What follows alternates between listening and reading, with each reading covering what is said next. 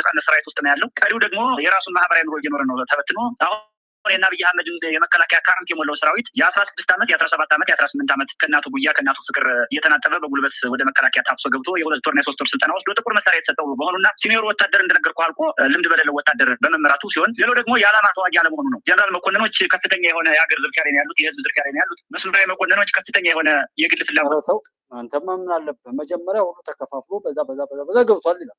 ከዛ በኋላ ደግሞ ይመጣና ጀነራል መኮንኖችና የሆኑ ሰዎች ደግሞ አይ ዝርፊያ ላይ ነው ያሉት ይላሉ። መጀመሪያ ዛኛው ከፋፍለ ጨርሳቸዋል እኮ አሁን ከየት መጡ? በእርግጥ መሳይ ከዚህ የተሻለ ሰው ቢያወራለት በጣም ማስፈለታለሁ ምንድነው ይገባል። ይሄ ግልጽ ነው። ምክንያቱም ትግሉ እንደተጠለፈና ሌላ አቅጣጫ እንደያዘ ህዝብ መበደያ መሳሪያ እንደሆኑ እንጂ የህዝብ ነፃዎች እንዳልሆኑ ጭምር እየተረዱ እየመጡ ነው ያሉት። አማራ ፋኖ በጎጃም በበላይነት የሚመራው እንግዲህ ስምነካሴ ነው። እንደ ሃይማኖትን ከተቀረበ ሌላ ባዳም ልኮ ነው ትያለለ። ምን ነው በግልጽ ምን ነው በየመድረኩ ስታቸው ጣቱን ብታዩ ማንኛውም አባል አመራር እንዳል ደፍተራ ነው እየመለከ ያለ ቀለበት ነው ደርድሮ የሚሄደው። ብዙ ወጣቶችን አስሞኝቷል። ጥይት የማያስመታ ተናግሮ የሚያሳምና ምናምን እንደዚህ የህዝብ መስተፋቅር እያሉ 4 ኪሎ የሚባለው ነገር በብዙ መንገድ ተሞክሯል። 2015 ላይ የካቲት 23 ያድዋ ድል በሚከበርበት ሰላማዊ ሰው መስሎ የባሉ ታዳሚ መስሎ በጣም ብዙ ሰዎች በሸኔ ስም በፋኖ ስም ተደራጅተው ይቻል 4 ኪሎ ካልተቻለ መዘጋጃ ቤቱ መቆጣጠር አለብን ተብሎ የታሰበ እንትን ነበር። አርሶ አደሩ በዚያ ልክ ከመደገፍ እንተሰውሳላችሁ። እኛ ብዙ ነገር ተሻግረናል። ዛሬ የምናወራው ትናንትና ያወራነው የማይረባ ከሆነ ዛሬ ትታችሁን ነገ ደህና እውነትን የሚያወሩ ሰዎች እንዲደገፉ ነው። እውነት ስናወራ ሰው ከናቀን እውነት የሚያወሩ ትልልቅ ሰዎች አሉ፣ በተለያየ ሚዲያ ላይ የማግኛቸው። እውነተኞች ከተወቀሱ ውሸታሞች ይገኛሉ። ጀግና ናቂዎች ስለሆነ ለእውነት ብለን በቃ እኔን ለኩኝ። አሁን ዛሬ እንደዚህ ሆነ አበቃ። እንደው በምንም እኔ 1% የሚያጠራጥር ነገር ቢሆን አልነግራችሁም፣ ብታምኑ ባታምኑ 1% የሆነ የማወራው ነገር ውሸት ቢሆን አላወራም። ለምን ብዬ ዋሻለሁ? ምን ላገኝ? ገንዘብ ለማግኘት ከሆነም ሰው የሚፈልገውን ማቅረብ ነው። አልጎሪዝሙ እሱን እኔን ሪከመንድ ያደርገኛል። እኔና እናንተ ግን እዚህ ጋር እያስለመርን ያለ ነው። አልጎሪዝሙ አይቶት አያውቅም። ዘረኝነትን የተለማመደው ከሰው ተለማምዶ ያንኑ ነው ሪከመንድ የሚያደርገው። እኔና እናንተ ግን ሰውን ነው፣ ኢትዮጵያዊን ነው፣ እውነተኞችን ነው። እነዚህን 3 ፔላርቲዎችን ይዘን ስንሄድ በየትኛውም ዓለም ላይ እንደ ሰው ወጠን እንገባለን። መለኪያችን ስራና ተግባራችን ብቻ ይሆናል የሚል ነው። ዛሬ እዚህ ቦታ ላይ ያጨበጭቡ የነበሩ ሰዎች እኔ ገብቷቸውም አይመስለኝም። ባንዳ ይላሉ። ምንድነው ባንዳ? ይደበድባል። ይሄ እብሪት ያልሰሩ ሰዎች በቆሻሻ ማንኛውም ነገር ላይ እንዲያምኑና ሰዎች ሰርተው ሲቀየሩ እንኳን እሱን አውቆ ማውራት አለ። የለም ወይ ታቦት ሸጧል ወይም ጠንቋይ ይቀልባል እየተባለ በሁሉም ነገር ላይ አጋንንታዊ ማንነትን ማግዘፍን ተለማምዶ የኖረ ማህበረሰብ አለን። እንስራ ከተባለ ከዛ ነው። የሃይማኖት አባቶች አሁን የሚያሳፍሩኝ እንደ ሃይማኖት አባቶች ጀስት በሰላም እየሰሩ ቢሆን እኔ ራሱ አላወራም እኮ እፈራቸዋለሁ። እንደ ሃይማኖት አባቶች ጥምጣሙን እንኳን ለምን አይወረውሩትም? እንደው ለምን መስቀሉን ይዘው በሰው ፊት እንዴት ይሄዳሉ ብዬምና የሰይጣን አባል ከሆናችሁ 500 ሺህ ብር ትከፈላላችሁ፣ 300 ሺህ ብር፣ 200 ሺህ ብር እዚህ እንደዚህ ሀብታም ትሆናላችሁ የሚል ማስታወቂያ እኛ ሀገር እየተነገረ ነው። ስለዚህ አንዲት መግለጫ ያላወጡ ሰዎች ትናንትና እንደዚህ ሪያክሽን ሰራውበት አልኳችሁ ቪዲዮ ላይ 500 ፓስተሮች ከጀርመን ወደ ኢትዮጵያ ሊመጡ ነው። ይሄ እቅድ ከዱባይ ጋር ተያይዞ ኢትዮጵያ ውስጥ እንዲደረግ ነው። ኦርቶዶክሶች ንንቃ ምናምን እየተባለ እንደ ሃይማኖተኛ ሃይማኖት እንድናጣ የሰሩ የተሰጣቸውን አደራ የሸጡ የለወጡ ባለጌዎች፣ ታቦተ ጽላቱን አውጥተው የሸጡ ነውረኞች መልሰው ሰይፍ አንስተው እኛን ለማባላት ጥቁር ልበሱ ብለው ያሉንና ታግቻለሁ፣ አጋች ነህ፣ ግደል፣ አንተ ሰማዕት ነህ፣ በዚህ ብጥብጥ ሀገርን በማፍረስ ላይ ወጥቶ የገባና የሰራ ሰው ጃሃዳ ነው ሰማዕት ነው ብለው እስኪለፈልፉ ድረስ እርቃናቸውን የሄዱ እርኩሳን አይተናል። በተከበሩ እና አቡነ ጴጥሮስ አሁን ያለውን አቡነ ጴጥሮስ እንዳይመስላችሁ አቡነ ጴጥሮስ አደባባይ ላይ ለፋሽስት ለበዝባዥ አንገዛም ብለው በብዙ ጥይቶች ተደብድበው እዚህ የሞቱትን መነኮሳት ሌሎች መነኮሳት ምናልባት እኛን ለጽድቅ ለማነሳሳት ብለው በፊክሽን ይጻፏቸው በትክክል ይሁን አይሁን እሱን መድኃኔዓለም ነው የሚያውቀው። ብቻ ግን ብዙ ሰማዕቶች አሉ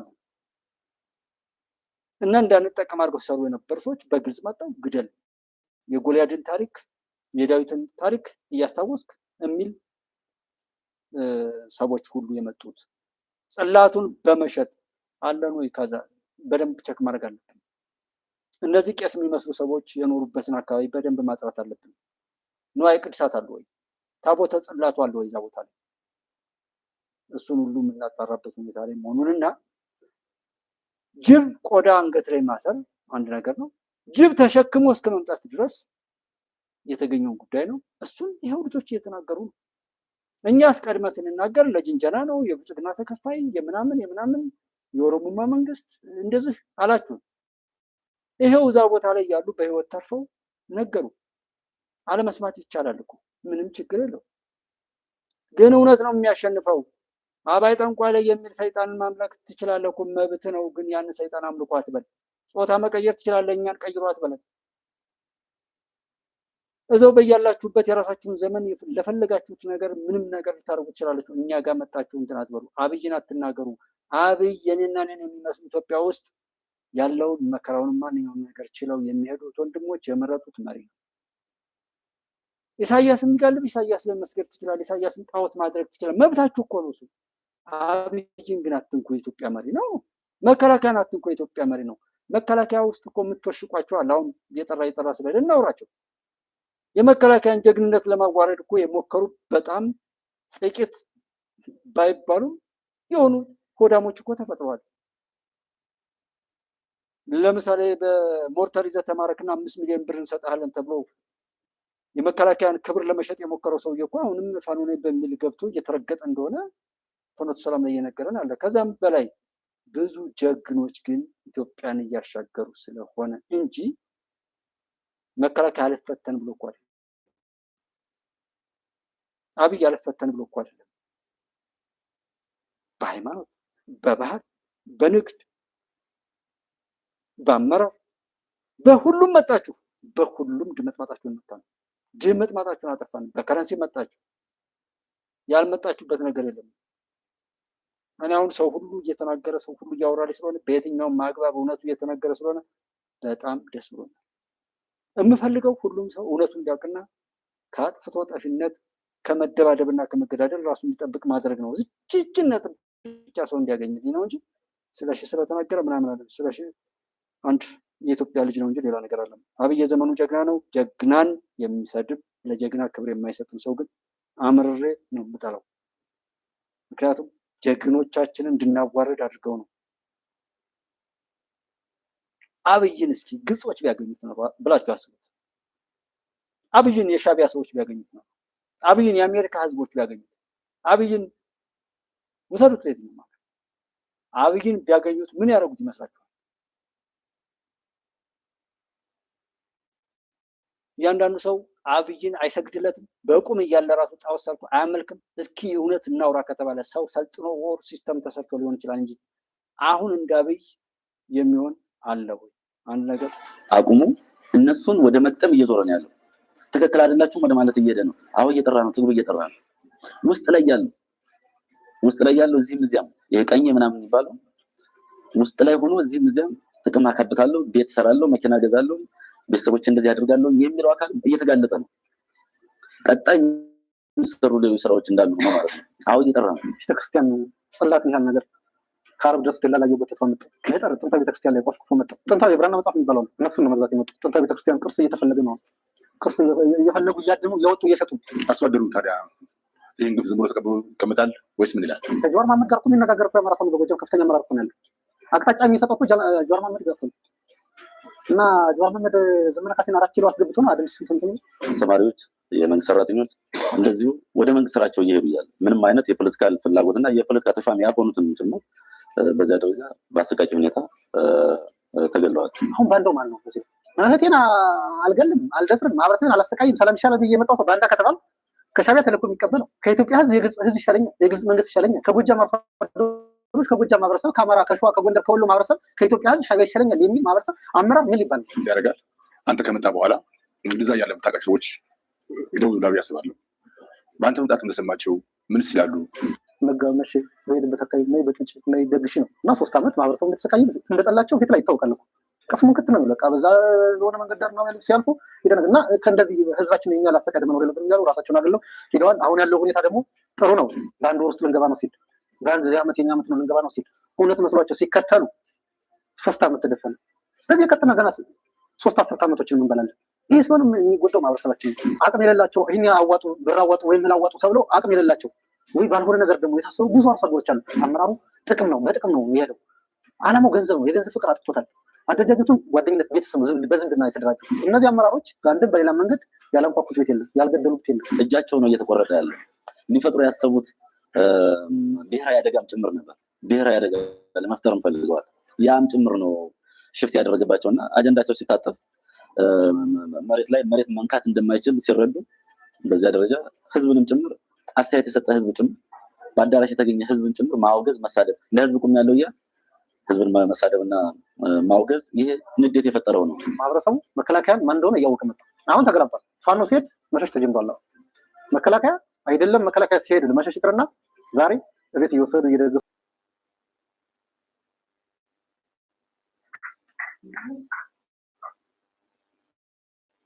እዚህ አንድ እንትን ብታዩት ብዬ ምላት አንድ ምናበችና የሆነ ኔትወርክንም እያስቸገረ መሰለኝ። እስኪ ይችን እዩት።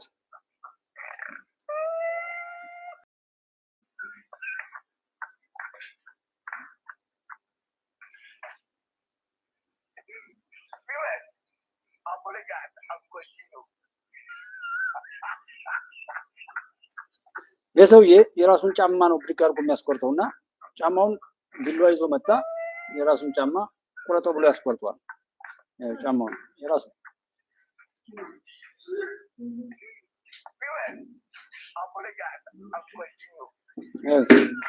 ጫማውን ደስ ብሎ ስራውን ጨርሶ ሊወጣ ሲል ጫማው የለም። ተመልከቱ ሊቀመጥ ሲል ይደነባበራል። የራሱን ጫማ ነው የቆረጠው። ተመልከቱ ይኸው መጣ። የራሱን ጫማ ብድግ ያደረገና እንካ ቁረጥ አለው። እንካ ግዛ ያለው ቢላዋ ሰጠው። የኛ ሀገር ጥላቶችም የኛን ሀገር ራሱ እንደዚህ እንድንቆርጣት መቁረጫውንም ምኑንም አዘጋጅተው ይመጣሉ። ይኸው ቁረጥልኝ አለው። ጫማውን ይቆርጣል። የራሱን ጫማ ነው ግን እየቆረጠ ያለው። የራሳችንን ሀገር ለመቁረጥ ራሳችንን ለማጥፋት የምንሰራውን ነገር ያሳያል ብዬ ነው። ቲክቶክ ላይ ነው ያገኘሁት የሆነ ጊዜ በፊት። ግን በተደጋጋሚ በእኛ ሀገር ላይ ያሉ በፖለቲካም በየትኛውም ቦታ ላይ ያለ ሰው ለሀገርና ለሕዝብ ጥፋት የሚሰራ ሰው ልክ እንደዚህ ሀገሩን ለማጥፋት የሚሰራ መሆኑን ማወቅ ነው። እኛ ሀገራችን እንድጠፋ እንድንቆርጥ ምን እንድንልና በኋላ መራመጃ እንድናጣ። አሁን ይሄ ጫማውን ማን እንደሚሰጠው እንግዲህ ያውቃል። ሰውየው ሄዷል። ሱመጃ አለው። ይኸው ተደናግጦ ምናምን ታዩታላችሁ ማለት ነው። ሀገሩን ያስቆረጡት ሰዎች ተነስተው ሄደዋል። አይ ቲንክ ኔትወርክ የራናፕ እየሰራ ይመስለኛል። ወደ በትንሹ የተወሰነ ነገር እንጨምርና አንድ ጋሼ ዘሪሁን የላከልኝ ነበር በዋትሳፕ ላይ በተለይ ስለ ሀገሩ በተለያየ መልኩ ተከፋፍሎ እዛና እዚህ እየረገጠ እንደዚህ የሚባለውን ሰው በደንብ የሚያሳይ ነገር ነበረ። ቪዲዮ እንዴት እንደሆነ አላወኩም። የተከተተው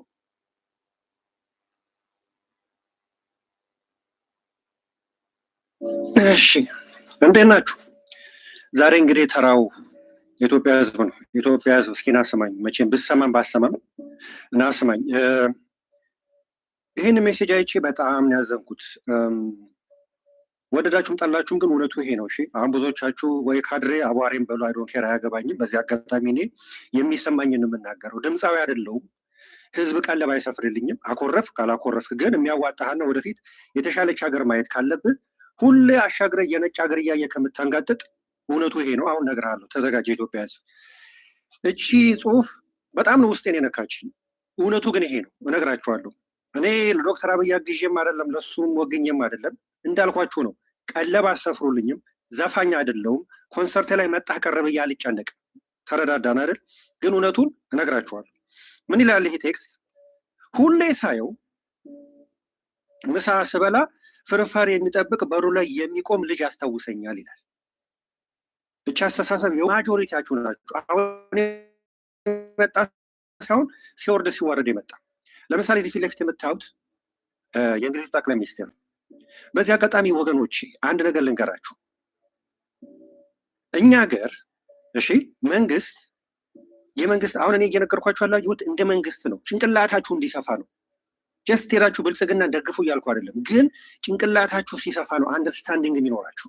እሺ እዚህ ጋር ሁለት አይነት ሰው ታያላችሁ። አንድ የእንግሊዝ ሀገር ጠቅላይ ሚኒስቴር እና አንድ የኢትዮጵያ ጠቅላይ ሚኒስቴር። የእንግሊዙ ጠቅላይ ሚኒስቴር ዜጎቹ በራሳቸው ጊዜ ተነስተው ሪሰርችና ምርምር አድርገው ታንክ፣ አውሮፕላን፣ የእርሻ መሳሪያ ዩናይሚት የተለያዩ ቴክኖሎጂዎች የሚሰሩ ህዝብ የሚመራ ጠቅላይ ሚኒስቴር ነው። አሁን የስራ ቅለትና ክብደቱን ነው የምነግራችሁ። ዶክተር አብይ ደግሞ ከዳቦ እስከ ጦር መሳሪያ ከዳቦ እስከ ጦር መሳሪያ ኢትዮጵያ ውስጥ መንግስት ወዶ ይመስላችኋል ሁሉን ነገር ለመያዝ የሚሯሯጠው? ያን ነገር ተክቶ የሚሰራ ኃይል የለም፣ አስተሳሰብ የለም፣ ጭንቅላት የለም። እሺ ይሄንን በጭንቅላታችሁ ያዙ። በፊትም የነበረው አሁንም ያለው ወደፊትም የሚመጣው በዚህ መንገድ ከሄድን ከዚህ የተለየ አስተሳሰብ አይመጣም። ለምሳሌ ይህን በምሳሌ ላስረዳ። ከአራት ቀን በፊት ዱባይ ላይ ኤር ሾው ተደርጓል። ብዙዎቻችሁ ላታውቁ ትችላላችሁ። በዛ ቦታ ላይ ከተለያየ ሀገር የመጡ የተለያዩ ቴክኖሎጂዎችን ለሽያጭ የሚያቀርቡ የግል ፕራይቬት ካምፓኒስ፣ ልብ በሉ እዚህ ጋር ምንድነው ፕራይቬት ካምፓኒስ ማለት? እናንተ ፕራይቬት ካምፓኒ ሲባል የምታውቁት ቀስተ ደመና ፍራሽ ፋብሪካ ወይንም ሌላ የምድጃ ፋብሪካ ምናምን ነው። በዓለም ላይ የምታዩቸው እያንዳንዱ የቴክኖሎጂ ውጤቶች በግለሰቦች ወይንም በሊትድ ካምፓኒስ፣ ሊሚትድ ካምፓኒስ ወይንም በተለያየ ግሩፖች የሚሰሩ ናቸው። መንግስት እንደዚህ አይነት ጉዳይ ውስጥ አይገባም። የመንግስት ዋና ግዴታ ምንድነው ታውቃላችሁ? ግብር መሰብሰብ ብቻ ነው። እሺ እዚህ ጋር ሁለት አይነት የስራ ጫና ታያላችሁ። የእንግሊዙ ጠቅላይ ሚኒስትር ህዝቡ ምን ይበላ ይሆን ብሎ አያስብም። ለምን?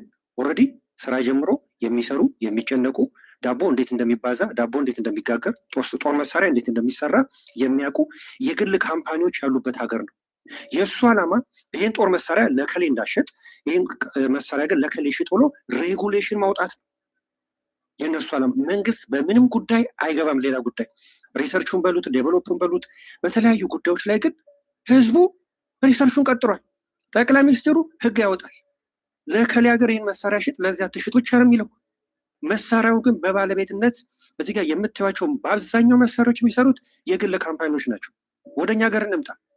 ዳቦ ቢሰራ በመንግስት ኤፈርት ነው።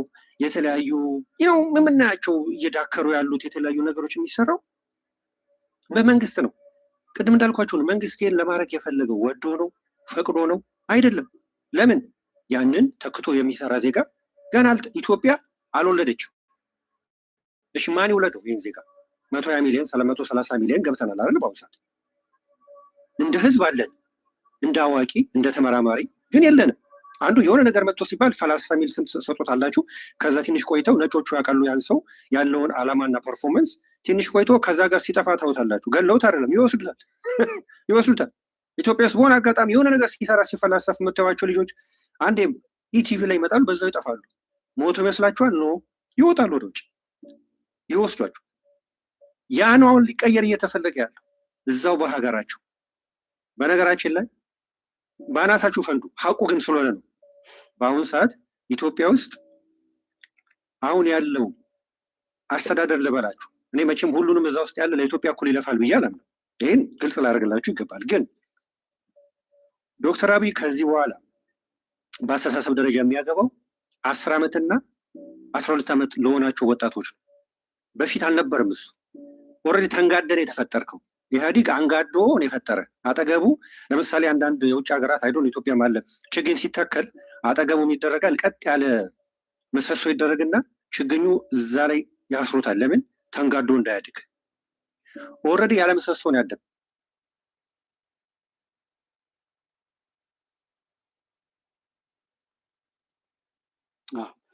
ይሄ በጣም የሚገርም ጋሽ ዘሪሁን ነው የላከልኝ። በጣም አመሰግናለሁ። ሀገር የሰራው ዜጋ ነው። የሀገሩ ባለቤት ሆኖ የሚቀጥለው ዜጋው ነው። በማማረርና በመቃወም በማጥላላት ብቻ ሀገር አይሰራም። በሌሎች ሀገራት ላይ ያሉ መሪዎች ዜጎች በልጠው ሄደው የእነሱ ጥገኛ ሆኖ ጀስት ከእነሱ ጋር ግብር ለመሰብሰብ እና የሀገራቸውን ደህንነት ለማስጠበቅ የሚያስችል የህግ ሁኔታዎችን ማርቀቅና ማጽደቅ ብቻ ነው ስራው። ከዛም ባሻገር አይደለም። እኔና አንተስ እኛ ሀገርስ ምንድን ነው ያለው? ሁሉ መናቅ ነው። ፖለቲከኛ ፓርቲው መናቅ ነው። ተገኔ የሚለው ያለውን መንቀፍ ነው።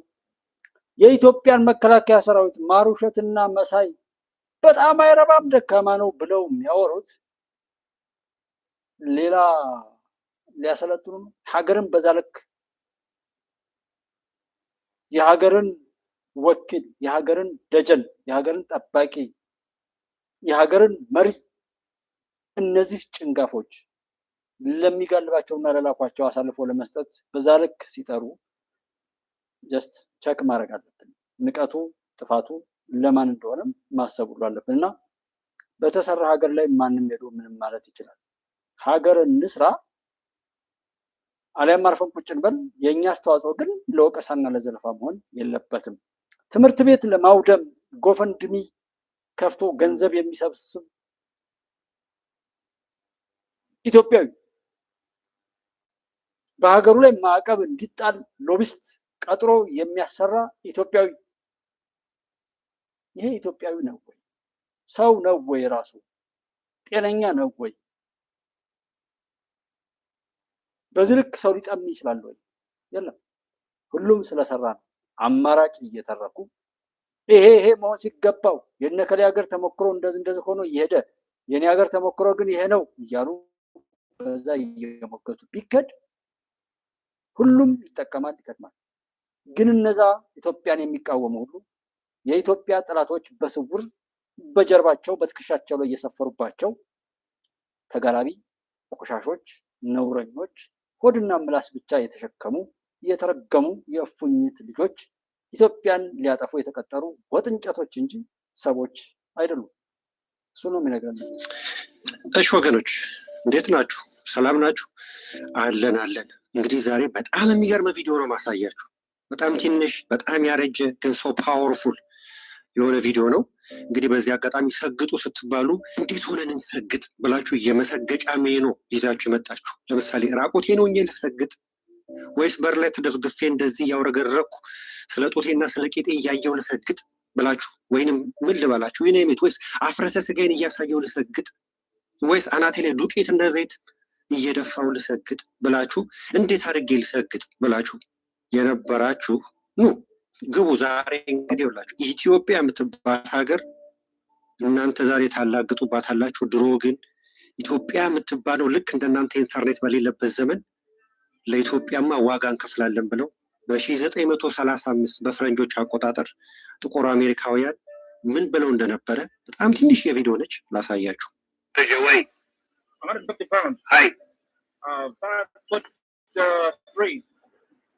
Just what is your profession? I'm a physician.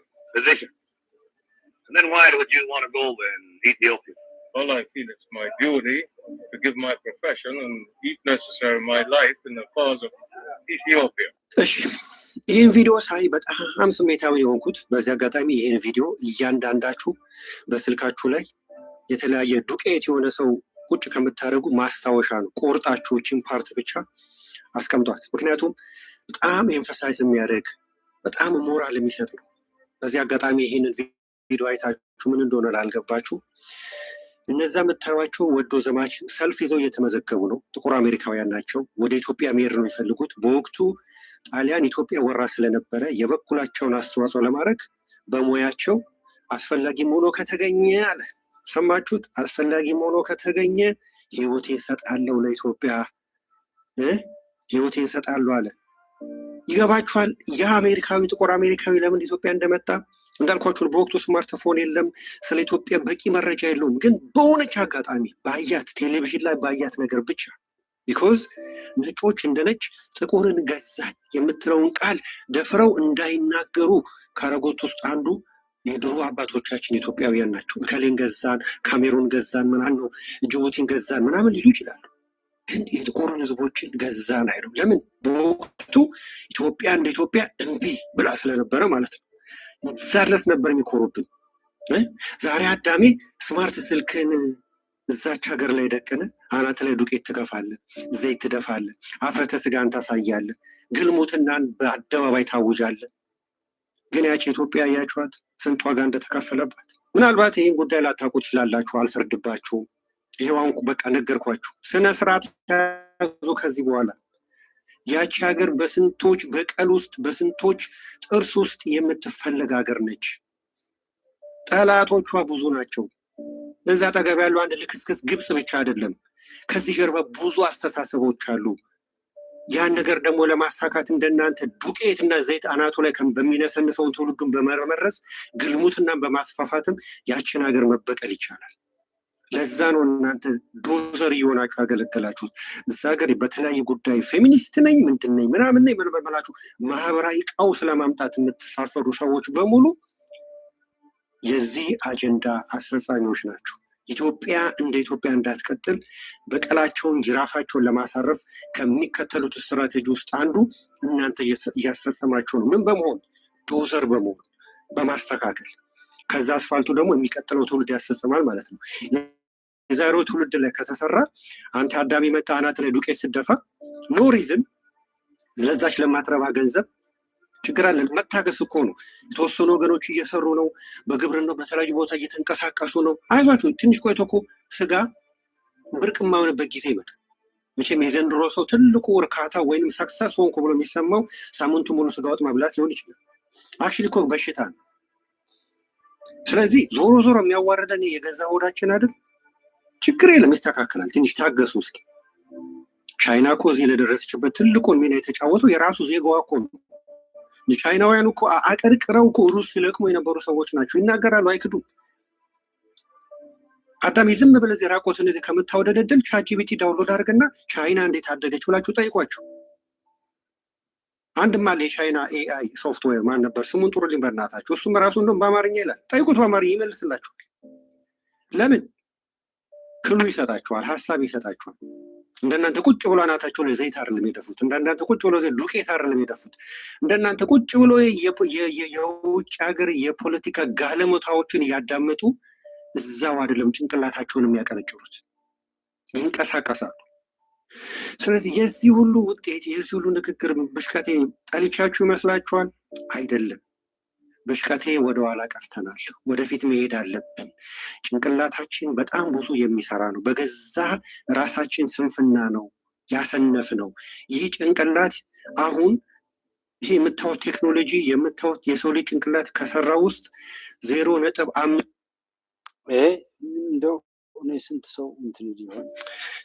እሺ ወገኖች፣ ማነው ሲስ ቲክቶክ ላይ @ሲስ 2220 የሚል ነው ጋሽ ዘሪሁን ነው ሼር ያደረገኝ። ብዙ ቪዲዮዎችን እዛ ጋር ስለሰራና የራሱን ናቂ ሰው ናፋቂ የሚለውን ነገር በደንብ የሚገልጽ በራሱ ላይ ውርደቱን እንትን እያለ ያረጡ የማገጡ እድሜ ልካቸውን እኛን ሲያዋርዱ የኖሩ ወራዳ ፖለቲከኞቻችንን ራሱ ከፊታችን አስቀምጠን ዛሬም በእነሱን የመታለላችን ይነደኛል። እኔ ከዚህ ጋር በደንብ ነው የማያይዘው። አንዱ እኔን ከሚያናደኝ ነገር ወይ ተውኔቱ ወይ ተዋናዮች ወይም መቸቱ ሳይቀየር በተመሳሳይ ዘዬ በደርግ ጊዜ ከቅርብ ካለው ብንነሳ ከደርግ ሰዓት ጀምሮ ይህንን አይነት ጥፋት ሲኖሩና ምን ሲሉ የነበሩ ሰዎች ተመልሰው መጥተው እንዲጫወቱብን ያደረግን ነን። አንድ እኔ እንደው በጣም የሚያናድደኝ ልጅ አንድ ልጅ ነበረ። እንዴት እንደሆነ እንደምታዩት አላውቅም፣ ግን ዱቄት አይደለም አመድ እየሰበሰበ ቲክቶክ ምን ጉድ ነው እያሳየን ያለው የሚለውን ተመልከቱት እስኪ። እኔ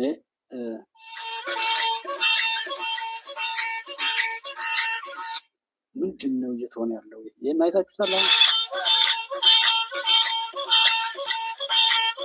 አመድ እንዴት አመድ ሰው ላይ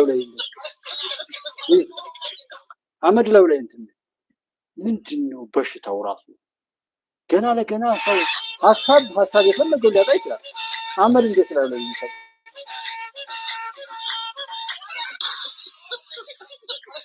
ምንድን ነው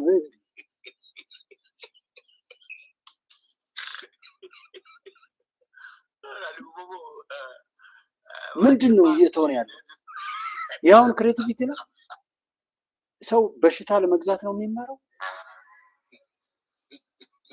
አመድ ነው በቃ ይሄ ልጅ በቃ አመድ በተደፋበት ራሱ ሰው አይሄድም ነው ታውቃለህ። አመድ እኮ እንደዚህ ነው።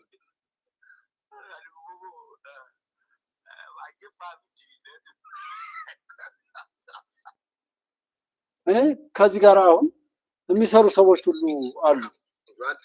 መቼ ነው ይሆን እንደተሰው ሁሉ የምታረገኝ? መቼ ነው ታጣጣ እስቲ ደና ሆነ አትወኝም ግን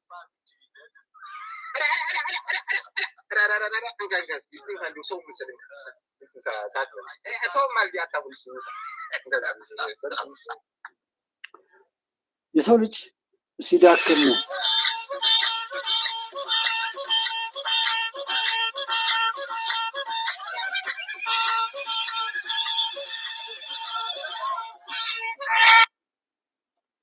የሚያሳዝናችሁ። ይሄን ላይክ ይሄንን ፎሎ የሚያደርግ አለ። ከዚህ ጋር ማስታወቂያ የሚሰራም ደግሞ የድርጅት ባለቤት አለ። ድርጅቱም ቢሆን በእውነት በሰውነት ክብር ላይ የቆሙ ሰዎች ድርጅቱን ቢይዙት ስልጣኑን ቢይዙት እኮ የሁሉ ችግርም ባልመጣ። የማይገባቸው አንድ የመጋቢ ሐዲስ እሸቱ አለማየሁ የሚባሉ ሲያስተምሩ እሳቢያቸው የባጃጅ ሆኖ የያዙት መኪና ግን በጣም ትልቅ በዛን ወቅት ላይ ቪኤት ምናምን የሚባለው ነበረ። ኦልሞስት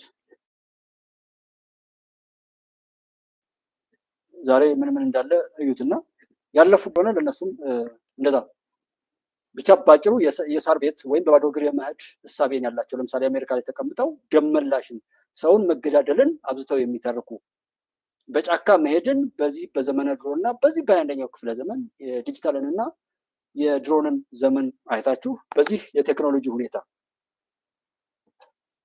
ሁሉ ነገር ማንም ሊይዘው በማይችለው ነገር እየተቀየረ ባለበት ዘመን ላይ ግደል፣ ተገዳደል፣ ዝጋ፣ ክፈት እያሉ ቆመ ጠብቀኝ ብለው እንደሚሉ በጣም የቆሸሹ እጅግ በጣም የተረገሙ ሰዎች አሉ። በተለይ በዚህ ከአማራ ፋኖ ጋር ምናምን ተብለው እንትን ያሉት ሰዎች ማለት ነው። እና ይህን ልጅ ሳየው እዚህ ጋር ምን አይነት ማስታወቂያ ነው ሰውን የሚሰራው? አሁን ይህን ታዩት እንደሆነ በቃ ወንዝ ላይ ሄዶ ይገለበታል። ይሄ ልጅ እናት አባት የለውም። ይሁት ከዛፉ ላይ ተንጠልጥሎ እንደዛ ሄዳል። እና ይሄን ሳብስክራይብ የሚያደርግ ይሄን ላይክ የሚያደርግ ከዚህ ጋር እሰራለሁ የሚል ሰው እኮ ከዚህ ልጅ የባሰ እኮ ልጁን ራሱ ይሄን ከወደዳችሁለት እንዴት አድርጎ ይስተካከል? እንደ ሰይጣን በየአመዱ እየተንከባለለ እንደ አህያ አመድ ላይ እየተንከባለለ ከእንደዚህ አይነቱ ስጋ አይ ጎበዝ ነህ በአመድ ላይ መንከባለልን ወደነዋል። በአመድ ላይ ከሚንከባለል ሰይጣን ጋር ከሚከባለል አህያ ጋር አብረን እንሰራለን የሚል ማለት ምን አይነት ውርደት የተሞላበት ነው።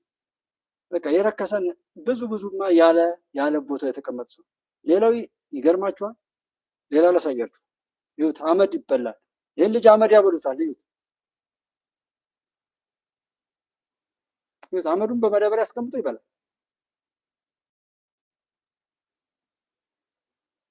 ወዴት እየሄድን ነው?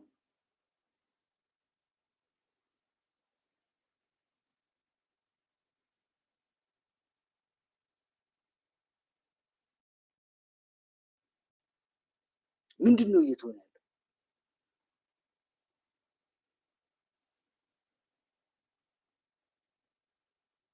አመድ እያበሉ ከዚህ ጋር አብረው የሚሰሩት ማለት ነው።